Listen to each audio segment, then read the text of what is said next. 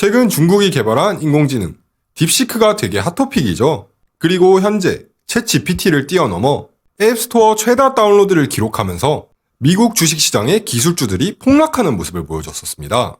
특히 AI 칩의 대명사인 엔비디아는 더 심했었죠. 1월 27일 17%의 하락을 기록하면서 하루 만에 약 5,900억 달러에 달하는 시가총액이 증발하는 모습을 보여줬었습니다. 미국의 대통령 트럼프가 말하길 딥시크의 출현은 미국 본토의 관련 산업에 경종을 울렸다고 했는데 왜 딥시크의 등장으로 인해 반도체 기업의 가치평가 우려가 커진 걸까요? 그리고 엔비디아는 지금이 저점 매수 기회일까요? 아니면 오히려 그 반대로 시장에서 빠져나올 수 있는 기회일까요? 또한 딥시크, 그들은 어떤 시각으로 엔비디아를 바라보고 있을까요? 안녕하세요 유튜브 시청자 여러분. 돈을 벌 수 있는 시장에서 가치 있는 투자를 하자. 미증시연구소의 최 선생입니다. 영상 처음 시청하시는 분들은 구독과 좋아요, 알림 설정하시고 장기적인 투자 정보 받아보실 수 있길 바랍니다. 자, 그럼 쓸데없는 말 없이 바로 분석 들어가 보도록 하겠습니다. 자, 우선 첫 번째로 알아야 할 본질적인 문제는 왜 딥시크가 나오게 되면서 현재 반도체 주식들의 가치 평가가 우려됐는지, 왜 중국이 만들어낸 AI가 미국 시장의 주목과 긴장을 동시에 받고 있는지에 대한 문제입니다. 그 원인의 첫 번째는 높은 가성비로 미국 대형 모델의 독점적인 지위를 타격했다는 겁니다. 자, 데이터 분석을 한번 해봅시다. 우선 딥시크는 제일 작은 돈을 써서 제일 많은 일을 할 수 있게 하자는 마인드가 기본 베이스로 만들어진 모델이라 합니다. 근데 또 기능을 보면 지금 현재 만들어진 챗GPT 4.0 모델과 별반 차이가 없다는 거예요. 가격도 싼데 기능도 별반 차이가 없다? 그럼 바로 답 나왔죠? 거기다 또 비용 측면을 보면 오픈AI 챗GPT4를 훈련하는 데 드는 비용은 7,800만 달러에 달한다고 하며 어쩌면 1억 달러가 들 수도 있다고 합니다. 하지만 그에 비해 딥시크 모델의 훈련 비용은 600만 달러도 안 되면서 동종 모델의 5%에서 10%에 불과한 수준을 보이고 있다고 합니다. 이런 새로운 모델 훈련 방법은 대형 모델 산업의 진입 장벽을 크게 낮추었고 대규모 사전 훈련은 더 이상 AI 관련 IT 대기업들의 전유물이 아니게 되어버린 거예요. 자, 두 번째는 이렇게 출시된 새로운 AI 모델의 혁신이 미국의 고급 기술 인력들에게 공황을 안겨줬다고 할 수 있겠습니다. 자, 딥시크의 개발 비용은 미국의 챗GPT 모델에 비해 크게 낮은 수준이고 이렇게 할 수 있었던 건 다른 모델 훈련 방식을 적용했기 때문이라 하는데요.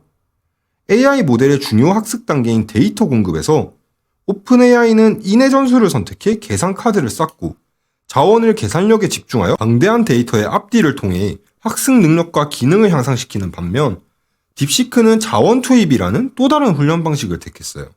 알고리즘을 이용해서 데이터를 요약하고 분류한 후 선택적으로 처리해서 AI 모델에게 전담함으로써 최적화된 계산력을 활용하여 비용 절감과 AI 모델 성능 향상을 이루었다고 합니다. 그리고 현재 메타는 라마 훈련에 많은 자금을 썼음에도 불구하고 비용이 극히 낮은 딥시크의 성능에는 미치지 못하고 있는 것으로 밝혀지면서 메타의 고위층 간부들은 직원이 회사의 자금을 낭비하고 있는 게 아닌가 이런 의심을 하기 시작했다고 하는데요. 이로 인해서 많은 IT 관련 인력들이 혹시나 일자리를 잃지 않을까 하는 당황과 불안감에 시달리고 있다고 합니다.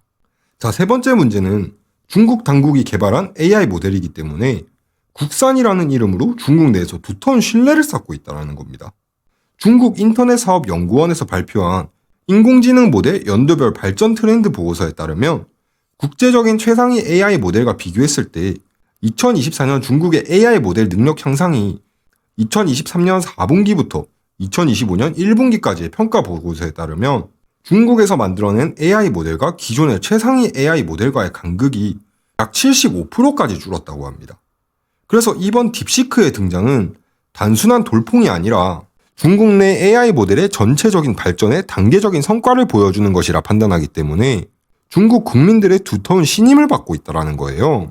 세계에서 두 번째로 인구가 많은 층을 자랑하고 있는 중국이기에 만약 중국의 전체 인구가 미국이 개발한 AI 모델을 사용하지 않고 딥시크만을 사용한다면 전 세계 인구 약 20%가 중국 본토의 AI 모델을 사용하는 것이기 때문에 미국 쪽에선 손실이 어마어마해지겠죠. 자, 그래서 많은 분들이 되게 궁금하셨을 문제.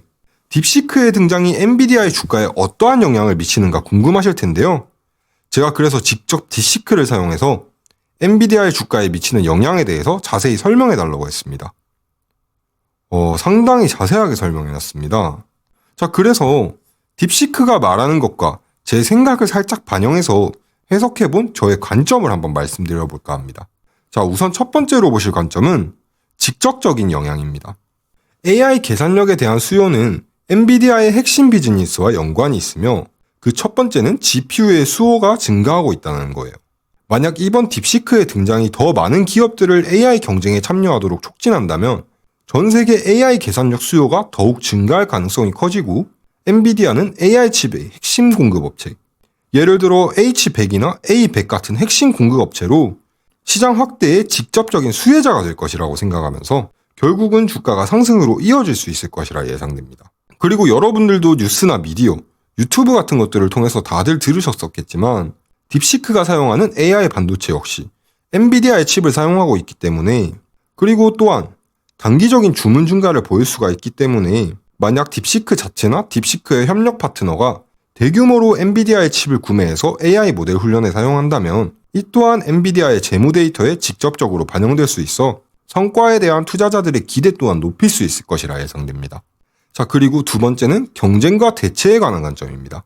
우선 알아야 할 게 기술 경로의 차이인데 엔비디아의 관점으로 봤을 때 만약 딥시크의 AI 모델이 계산적인 부분에서 돌파구를 찾아낸다면 계산력을 줄이거나 모델을 최적화하는 경우 엔비디아의 GPU에 대한 절대적인 수요가 줄어들 가능성이 있어 주가의 잠재적인 악재가 될 가능성도 있습니다.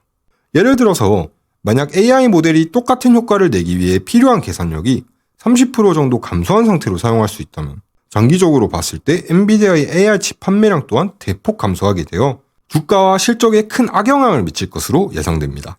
그 다음은 대체에 대한 부분, 중국산 대체 가능성에 대한 부분인데 만약 딥시크가 중국 본토의 칩, 예를 들어서 화웨이의 이통, 한무기 등 중국 내의 협력사와 파트너를 맺는 것을 선택한다면 AI 칩 관련 반도체 시장의 변화를 가속화하고 독점적인 엔비디아의 위치를 약화시킬 가능성도 있습니다. 또한 요즘 중국의 정책 또한 해외의 것을 적게 사용하고 중국산, 즉 국내산을 사용하자라는 트렌드가 형성되고 있기 때문에 이렇게 된다면 중국과 미국의 기술적인 부분에 대한 경쟁 배경에서 중국이 이러한 트렌드에 맞는 정책을 꺼낼 가능성도 배제할 수는 없다는 말입니다. 자, 그리고 세 번째 관점은 시장 심리와 투자자들의 기대입니다.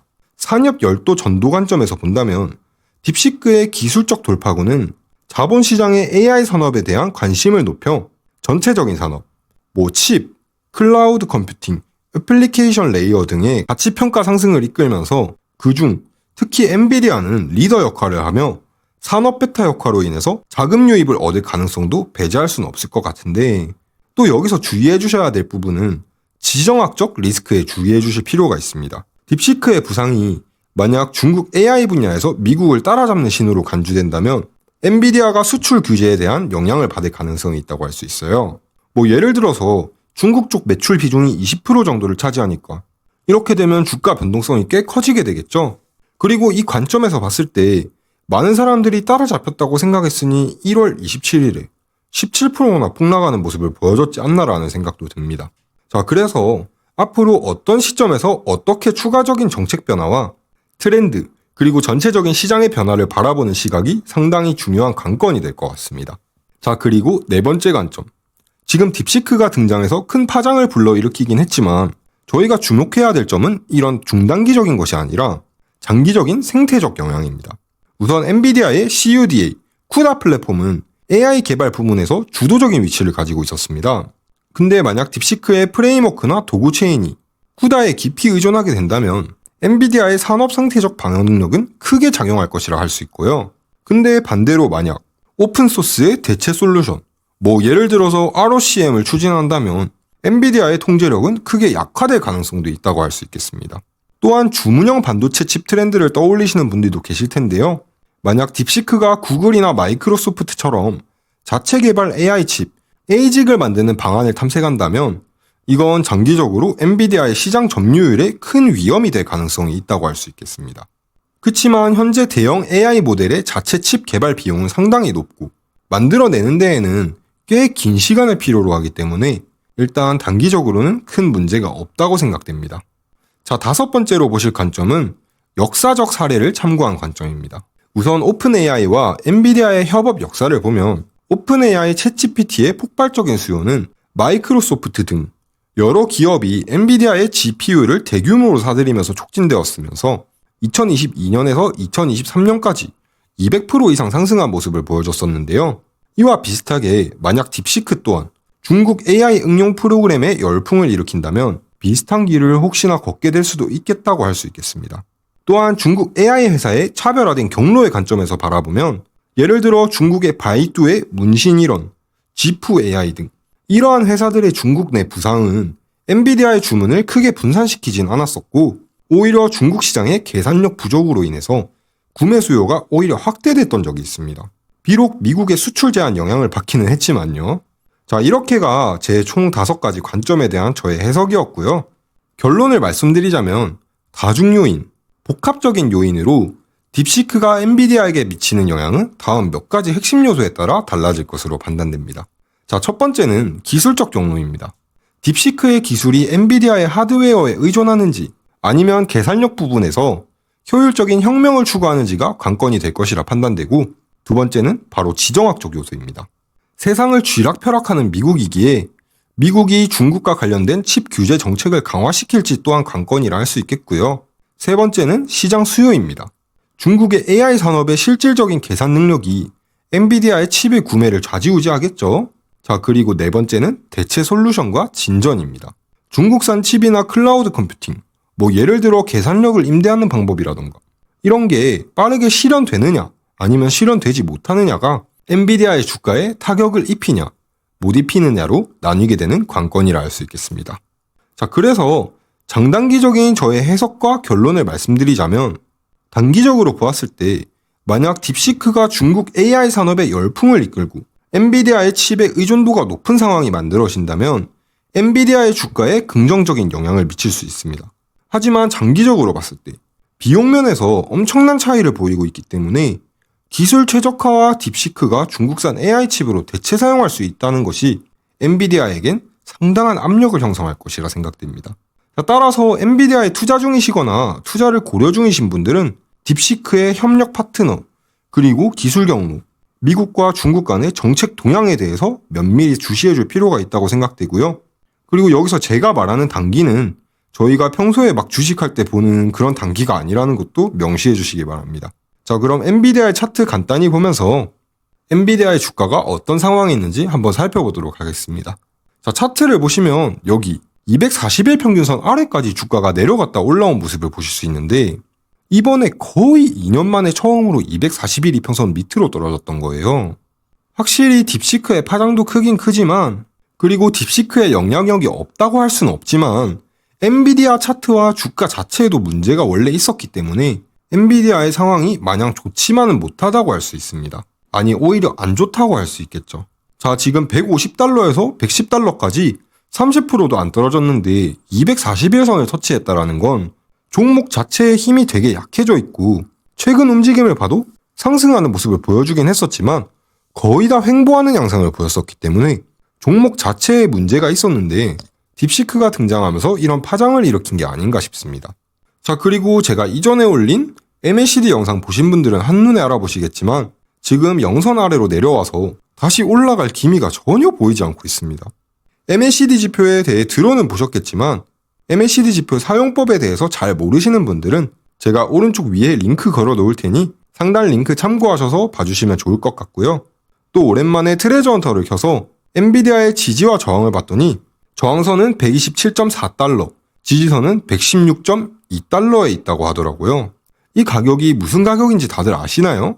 17%의 하락을 만들었던 갭의 하단부, 여기가 강한 저항을 가진 저항선 127달러이고 그날의 캔들의 저점 116.2달러가 지지 강도는 보통 수준으로 지지선이라고 합니다. 그래서 엔비디아가 지금 다시 원래 주가로 올라가려면 이 127달러부터 뚫어라 이 말인데, 제가 생각하기에 딥시크가 출연한 지 얼마 안 된 지금 엔비디아가 다시 주가를 바로 원상복구하긴 좀 많이 힘들 거란 생각이 드는데요. 투자를 하면 안 된다라는 이야기는 아닌데 앞으로 어떤 정책이라든지 엔비디아가 꺼내는 해결책, 그리고 또 다른 기술주들, 기업들이 또 어떤 행보를 보일지 모르기 때문에 솔직하게 어떻게 해야 된다 말씀드리기가 좀 조심스럽습니다. 그래서 지금 엔비디아는 그저 성공하면 혁명, 실패하면 반역이라는 하이리스크 하이리턴의 위치에 있다는 게 제 관점입니다. 이번 영상은 여기까지입니다. 제 분석이 도움이 되셨다면 구독과 좋아요, 알림 설정 부탁드리고 다음 시간에 찾아뵙도록 하겠습니다. 미증시연구소의 최 선생이었습니다. 감사합니다.